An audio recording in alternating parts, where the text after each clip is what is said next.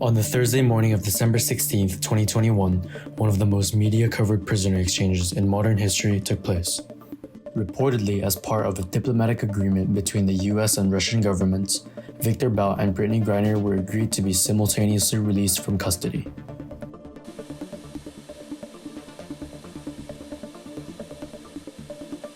But wait, who were they and why did they matter? To get the full picture, we need to go back.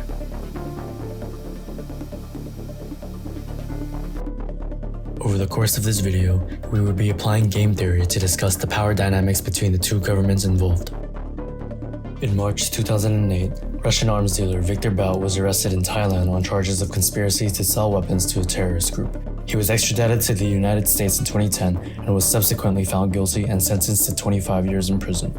Professional basketball player Brittney Griner, on the other hand, was arrested in Moscow on drug-related charges in February 2021. She was subsequently sentenced to 9 years in prison in a Russian penal colony. In the months following Griner's arrest, the US government reportedly engaged in diplomatic efforts to secure her release, including through discussions with the Russian government. As they have long sought Bout's release and raised the issue with the US on numerous occasions, Russia pushed for negotiations of a prisoner exchange. To analyze the dynamics of this diplomatic tension, we can apply the costly signaling game to reveal how Russia has decided to send a signal to the US by arresting Brittney Griner, and how this influenced the US to engage in negotiations to release Viktor Bout. Costly signaling is defined as animals sending honest signals about personal characteristics that would be hard to fake. A signaling game requires three elements. Firstly, nature chooses each sender's type or index, then senders know their type and choose their signal accordingly, and finally, the receiver observes the sender's actions, modifies their beliefs about the senders, and chooses an action in reply. So, let's assume there are two types, a strong type and a weak type.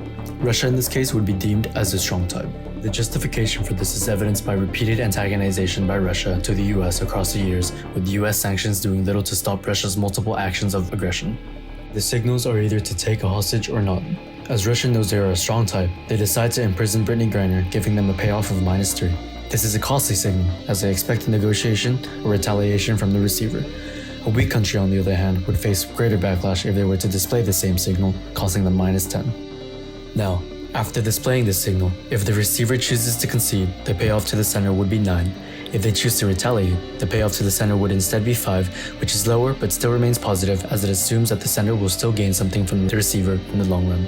This payoff structure implies that a weak type will not send a signal, as their payoff would be -1 in the best case scenario, incurring a negative payoff overall. For a strong type, even in a worst case scenario, their payoff would still be positive, where it equals 2. This creates a separating equilibrium, where strong types display and weak types don't, with no incentive to deviate. What should the US do in this situation? Having received Russia's signal, they can choose to either concede or retaliate. As a weak receiver with no incentive to display signals, they start at 0. Retaliation will give a payoff of -2, considering the time and resources it would cost. On the other hand, since Russia is a strong type, conceding to them would give a payoff of -1, which is better off for the US. Thus, as the payoff structure is known to all parties, the US would observe Russia's decision to take Brittney Griner as hostage as a credible signal, as they would only do so if it yielded a positive payoff, which only occurs for a strong type. Therefore, America will concede, giving up Viktor Bout in a prisoner exchange. Nevertheless, this game assumes that there is perfect information regarding the payoffs, which is unlikely to happen in reality. Furthermore, the separating equilibrium outcome is heavily reliant on the payoff structure, so small changes in the payoffs will drastically change the prediction. Furthermore, this game usually assumes that the receiver does not know what type the sender is, but given the US's repeated interactions with Russia, they are likely to know beforehand that Russia is a strong type and does not need a signal to observe this.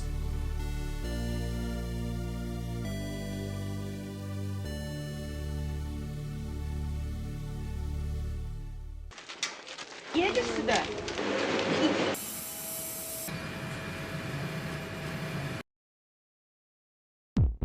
In a prisoner's dilemma game, players are mostly trapped with a defect option because they are unable to communicate with each other and collectively decide. Despite communication, there might be situations in which the players engage in cheap talk, where they might not tell the truth and one's own talk might not be believed by others. Since cheap talk is non-binding, neither Russia nor the US is committed to exactly what they say. However, due to the nature of the situation where they do not have perfectly conflicting interests, it is best for both to cooperate, as there is no incentive to lie and engage in cheap talk. The high stakes ensure that there is effective communication and both parties trust each other to come up with a mutually beneficial outcome. Thus, Russia and the US can negotiate with each other, thereby changing their motive from defect and creating an incentive to cooperate. In a traditional prisoner's dilemma, however, individuals have an incentive to betray the group, thus resulting in a worse than ideal outcome for those involved. Country B is Russia and Country A is the US. In this case, Russia has Brittany as hostage while the US is Victor Bout. One option would be for both countries to cooperate, in which the US would give up Victor in exchange for Brittany, resulting in a payoff of 0-0. Although each nation would benefit from the release of their own prisoner, the damage brought about by the release of their captive cancels this out, hence there is no positive payoff.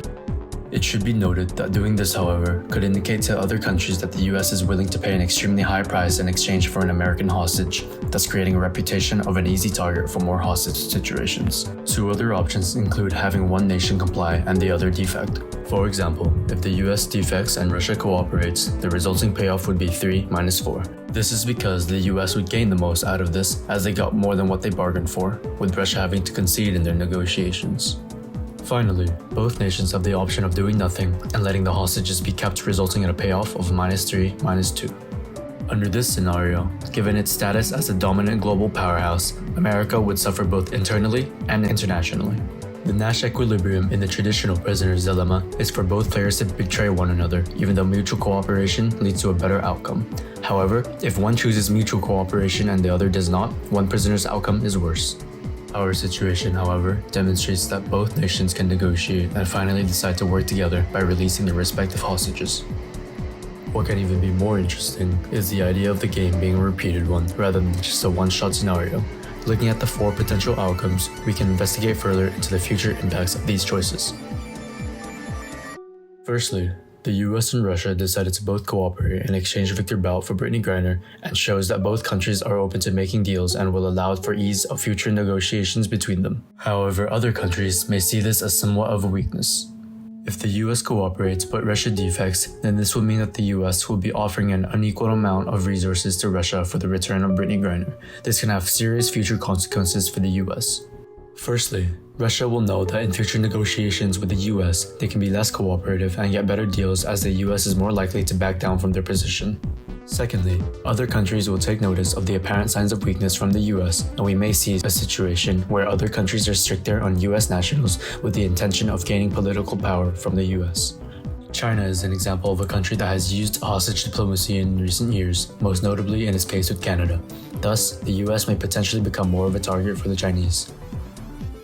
Now, if Russia cooperates but the US defects, then this will have similar but different impacts to the previous situation.